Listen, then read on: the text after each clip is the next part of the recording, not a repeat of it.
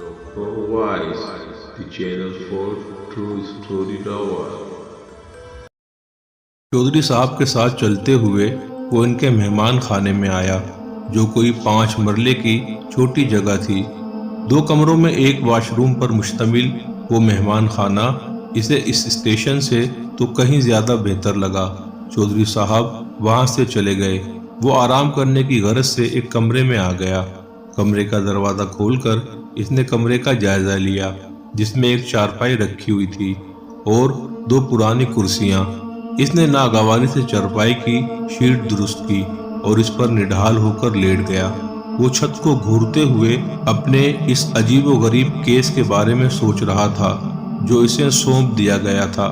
وہ اپنی 5 سالہ نوکری کے دوران مختلف تجربات سے گزرا، مختلف خطرات کا اس نے سامنا کیا تھا، لیکن یہ اس کی زندگی کا سب سے پراسرار کیس لگ رہا تھا۔ اس لیے وہ سمجھ نہیں پا رہا تھا کہ کہاں سے شروع کرے۔ اس نے چودھری صاحب سے جو معلومات حاصل کی، ان کے مطابق ہر مہینے کی 14ویں رات کو اس گاؤں کا ایک نوجوان غائب ہو جاتا ہے، اور ایسے غائب ہو جاتا ہے کہ کسی کو اس کا نام و نشان تک نہیں ملتا۔ اس کے ذہن میں کئی سوالات تھے۔ کون یہ سب کر رہا ہے؟ کیوں کر رہا ہے؟ کیسے کر رہا ہے؟ اور صرف 14ویں کی رات کو ہی وہ یہ سب کیوں کرتا ہے؟ کیا حاصل ہوتا ہے اسے یہ سب کر کے؟ اور بھی کئی سوالات اس کے ذہن میں گردش کر رہے تھے۔ سوال کئی تھے لیکن جواب ایک کا بھی نہیں تھا۔ وہ اپنے ذہن کے ساتھ ہی الجھا ہوا تھا کہ اسے کسی کی آمد محسوس ہوئی۔ اس نے وہیں لیٹے لیٹے ہی دروازے کی طرف دیکھا تو منشی جی کھڑے تھے، وہی جن سے ابھی وہ تھوڑی دیر پہلے ملا تھا۔ وہ ہاتھوں میں ایک ٹرے لیے کھڑا تھا۔ وہ اٹھ کر بیٹھ گیا، جبکہ وہ منشی مسکراتے ہوئے حیرت سے اسے دیکھ رہا تھا، جیسے یہاں آتے وقت گاؤں والے اسے دیکھ رہے تھے۔ اسے منشی جی کی نظروں سے عجیب جھجک کا احساس ہوا۔ اس نے کھنگار کر اس منشی جی کو ہوش میں لانے کی کوشش کی، اور اس کا یہ تجربہ کام کر گیا۔ منشی جی ہڑبڑا کر آگے بڑھا اور ٹرے کو اس کے پاس رکھ دیا۔ اس نے ایک نگاہ ٹرے پر ڈالی۔ چائے کے ساتھ ساتھ بسکٹ بھی لائے گئے تھے۔ اس کے جانے کے بعد اس نے چائے کے ساتھ بسکٹ کھانا شروع کیے۔ بھوک کافی لگ رہی تھی اسے۔ اس نے راستے میں بھی کچھ نہیں کھایا تھا۔ چائے سے فارغ ہو کر وہ وہیں پھر سے لیٹ گیا، اور اس بار وہ نیند کی آغوش میں چلا گیا۔ سورج کا سفر مشرق سے شروع ہو کر مغرب تک تقریباً ختم ہونے والا تھا۔ پرندوں کی چہچہاہٹ میں بھی آہستہ آہستہ کمی محسوس ہو رہی تھی۔ سب گاؤں والوں کے چولہے روشن تھے۔ بچوں کے رونے کی آوازیں بھی آ رہی تھی۔ سورج اپنی منزل تک پہنچ چکا تھا۔ اب چاند نے اپنا سفر کرنا شروع کر دیا۔ آج چاند کی 14ویں رات تھی۔ چاند کی ہلکی ہلکی روشنی اندھیرے کو مات دینے کی کوشش کر رہی تھی۔ اجمل اپنی ٹارچ کی روشنی کے سہارے بڑی بڑی جھاڑیوں کے درمیان چلتا ہوا اپنی محبوبہ سے ملنے جا رہا تھا، جو اس کانٹوں بھرے راستے کے اختتام پہ اس اونچی پہاڑی کے اوپر اس کے انتظار میں کھڑی ہوگی۔ اس نے کل شام ہی اسے ملنے کے لیے کہا تھا۔ کل ہی وقت اور جگہ طے پایا گیا تھا۔ اس کے دل میں ایک خوشی تھی، اپنی محبوبہ سے ملنے کی خوشی۔ اس لیے وہ لمبے لمبے قدم اٹھاتا ہوا آگے جا رہا تھا۔ تیز چلنے کی وجہ سے اس کا سانس پھول چکا تھا، لیکن اس کے قدموں کی رفتار میں کوئی کمی نہیں آئی۔ جھاڑیوں بھرا مشکل راستہ ختم ہو چکا تھا۔ اب وہ اونچی پہاڑی پر چڑھنے کے لیے اپنا قدم رکھ چکا تھا۔ اب اس نے اپنی ٹارچ منہ میں دبا لی، کیونکہ پہاڑی پہ چڑھنے کے لیے بعض مقامات پر اسے اپنے ہاتھوں کا بھی استعمال کرنا تھا۔ گہری خاموشی میں جب وہ قدم رکھتا تو ہر طرف ایک شور پیدا ہو جاتا، پتھروں سے پتھر ٹکرانے کا شور۔ ایسے میں وہ خود کے قدموں سے پیدا ہونے والی آواز سے بھی ڈر جاتا۔ ایک تو رات کا وقت تھا، اور دوسرا وہ کسی کو بتا کر نہیں آیا کہ وہ کہاں جا رہا ہے، اور ایسی باتیں کبھی بتائی نہیں جاتی۔ وہ اس پہاڑی کے نصف حصے تک پہنچ چکا تھا۔ وہ اب کافی حد تک تھک چکا تھا۔ بہت لمبا سفر طے کر کے آیا تھا۔ وہ پہاڑوں کا بیٹا ضرور تھا، اس نے اپنا بچپن لڑکپن یہیں گزارا تھا، انہی پہاڑی علاقوں میں، مگر ان سب کے باوجود وہ ایک انسان بھی تھا، اور انسان کبھی حد سے زیادہ بوجھ برداشت نہیں کر سکتا۔ تھوڑی دیر ایک بڑے پتھر پر بیٹھنے کے بعد اس نے ایک بار پھر سے اپنا سفر شروع کیا اور ایک بار اس پہاڑی پر چڑھنے لگا۔ اب اس کی محبوبہ اس کے قریب تھی، وہ تقریباً اپنی منزل تک پہنچ چکا تھا۔ وہ جس لڑکی سے ملنے اتنے مشکل راستے طے کر کے جا رہا تھا، اس سے وہ بہت محبت کرتا تھا، اور یہ محبت کوئی زیادہ پرانی نہیں تھی۔ 1 مہینے پہلے جب وہ چکی پہ آٹا پسوانے کے لیے جا رہا تھا، تبھی اس نے راستے میں ایک بہت ہی حسین لڑکی کو دیکھا۔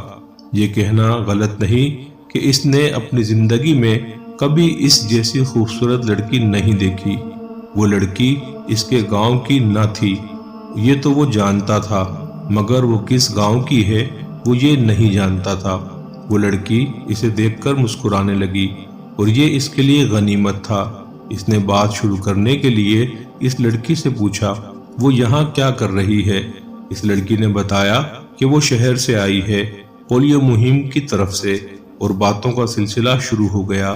اس کے بعد ان دونوں کی دوستی ہو گئی، اور دوستی کو محبت میں بدلتے بالکل دیر نہیں لگی، اور آج وہ اجمل اس سے ملنے جا رہا تھا۔ وہ اب بالکل اس پہاڑی کے اوپر پہنچ چکا تھا، اور متلاشی نگاہوں کے ساتھ ادھر ادھر دیکھنے لگا۔ ہر طرف دیکھنے کے بعد جب اسے وہ کہیں دکھائی نہ دی تو اسے مایوسی ہوئی۔ وہ ایک بار پھر اس پہاڑی سے نیچے اترنے لگا۔ ابھی اس نے پہلا قدم نیچے کی طرف رکھا ہی تھا کہ اسے کسی کے قدموں کی آہٹ سنائی دی۔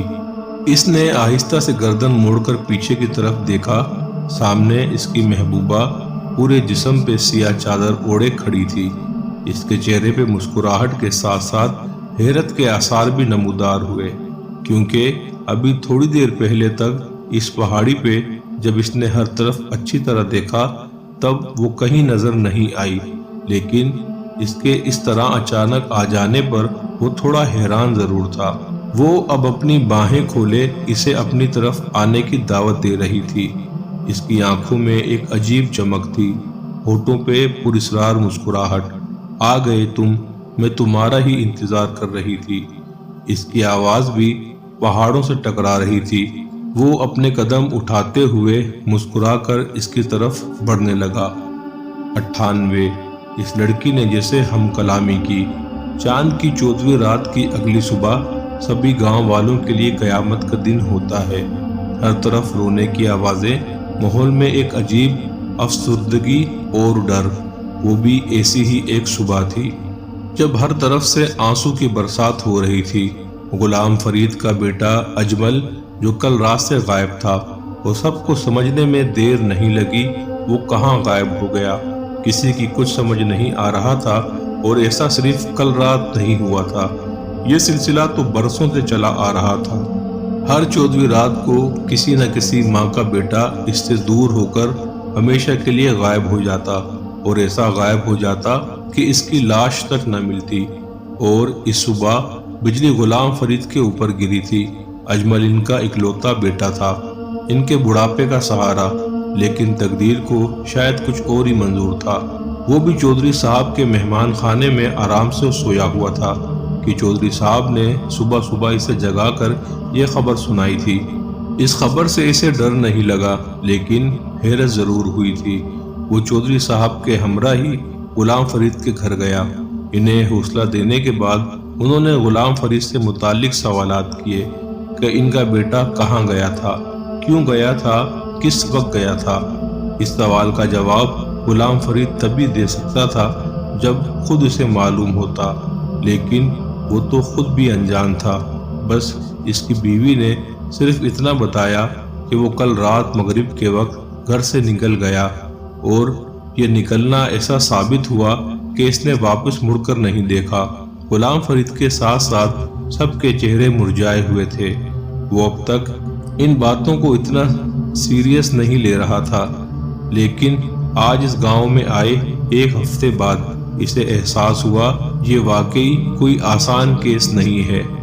وہ اگر ذہین ہونے کا دعویٰ کر رہا تھا تو یہ اس کی ذہانت کا امتحان تھا، اور اگر وہ خود کو ہر چیلنج جیتنے والا سمجھتا تھا تو یہ اس کے لیے ایک چیلنج تھا۔ لیکن وہ کہاں سے پتہ کرے، کیسے پتہ کرے؟ اگر کوئی قتل کرتا اور لاش اسے ملتی تب شاید وہ اپنی طرف سے لاش کی چھان بین کر کے کچھ نہ کچھ معلوم کر ہی لیتا۔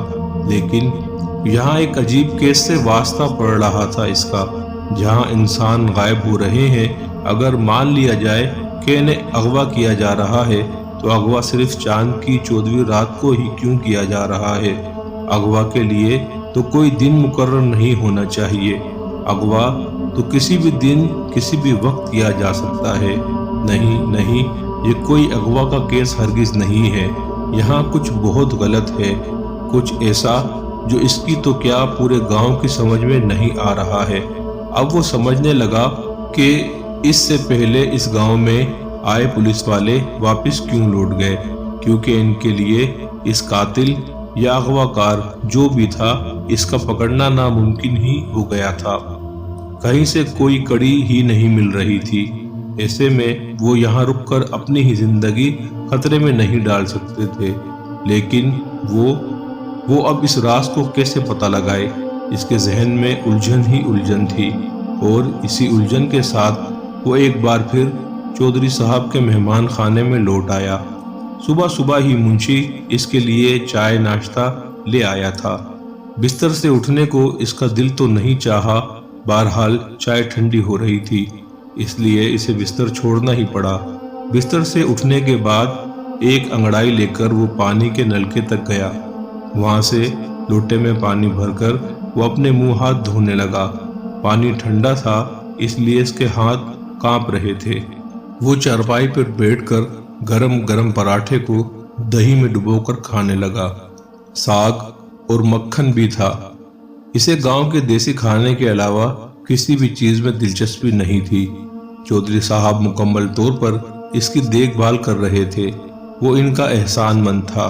رہائش کے علاوہ کھانے پینے کا بھی خاص بندوبست ہوتا تھا۔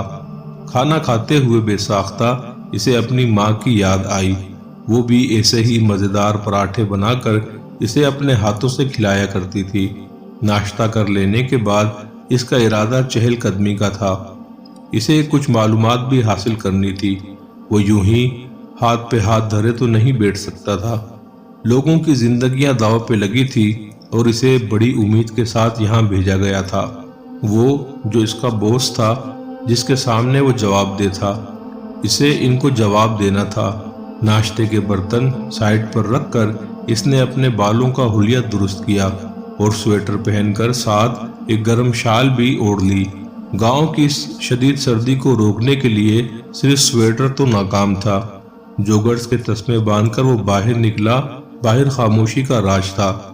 دھند کے باعث شاید لوگ اپنے گھروں میں بستروں کی زینت بنے ہوئے ہوں گے۔ وہ گاؤں کا جائزہ لیتے ہوئے آگے بڑھنے لگا۔ چلتے چلتے اچانک اسے احساس ہوا جیسے کوئی اسے دیکھ رہا ہے۔ اس نے پیچھے مڑ کر دیکھا، دور دور تک کوئی نہیں تھا۔ شمال جنوب ہر طرف دیکھتا رہا لیکن کوئی بھی اسے نظر نہیں آیا۔ اگر واقعی وہاں کوئی نہیں ہے تو پھر اسے ایسا کیوں محسوس ہوا جیسے کوئی اسے دیکھ رہا ہے؟ سر جھٹک کر وہ ایک بار پھر چلنے لگا، لیکن چلتے چلتے پھر اس کے قدم چلنے سے انکاری ہو گئے۔ اسے ایک بار پھر محسوس ہوا جیسے کوئی اسے دیکھ رہا ہے۔ ایک بار پھر اس نے مشرق مغرب شمال جنوب ہر طرف اپنی نگاہیں دوڑائی۔ اس بار بھی اسے کچھ نظر نہیں آیا۔ بے ساختہ اس نے اپنے ہاتھ سے ماتھے کو چھوا تو اسے جیسے کرنٹ لگا ہو۔ اس کے ماتھے پہ پسینہ تھا۔ جاری ہے۔